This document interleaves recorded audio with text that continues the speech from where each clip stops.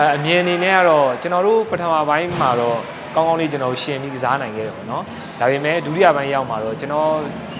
ပလေယာတွေကဒါတက်လုံပိုင်းဆိုင်ရာကျွန်တော်ကြာသွားပြီးတော့ဒါရှုံးနေသွားတယ်လို့ကျွန်တော်မြင်ပါတယ်တစ်ဖက်သင်းကလည်းဒါ ULS ကလည်းပေါ့နော်ဒါထထိုက်တန်တန်ကိုအနိုင်ယူသွားလို့ကျွန်တော်မြင်တယ်တက်လုံပိုင်းဆိုင်ရာရောဒါ player တွေရဲ့ individual skill တွေရောအရန်ကိုကောင်းတယ်လို့ကျွန်တော်အနေနဲ့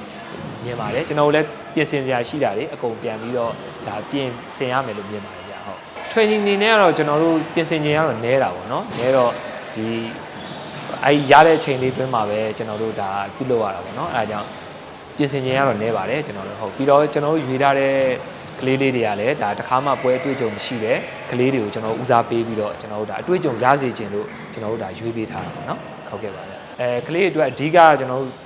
ပြင်ဆင်သွားမယ်လို့မြင်တာတော့တက်လုံပိုင်းဆိုင်ရာပေါ့နော်တက်လုံပိုင်းနေဒီ stamina တွေတက်လာအောင်ကလေးတွေ strength တွေတက်လာအောင်ကျွန်တော်တို့အဓိကထားပြီးတော့ပြင်ဆင်သွားရမယ်လို့မြင်ပါတယ်ကလေးတွေကပွဲကစားတာကြာလာနဲ့အမျှဒါအတွေ့အကြုံပိုင်းဆိုင်ရာတွေရလာလို့ရှိရင်တက်လုံနဲ့ပြန်ပေါင်းပြီးတော့ကျွန်တော်တို့ဒါနိုင်ပွဲတွေပြန်ရမယ်လို့တော့ထင်ပါတယ်ဗျဟုတ်ကျွန်တော်တို့အတင်းကတော့အဓိကကစားသမား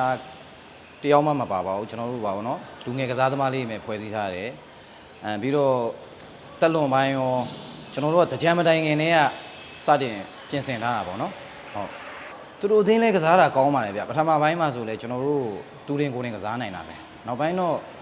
သူတို့ဒုတိယပိုင်းမှာကစားလေးနည်းနည်းကြာသွားတယ်နည်းနည်းတက်လွန်ပိုင်းနေနည်းနည်းအားနေတယ်လို့ပဲမြင်ပါတယ်ကစားတာတော့ကောင်းပါတယ်အားရပါတယ်ဗျလူငယ်ကစားသမားလေးတွေနဲ့ဖွဲ့စည်းထားတဲ့အတွက်ဟုတ်ကဲ့နောက်ပွဲတွေအတွက်လည်းအကောင်းဆုံးပြင်ဆင်ထားပါတယ်ဗျဟုတ်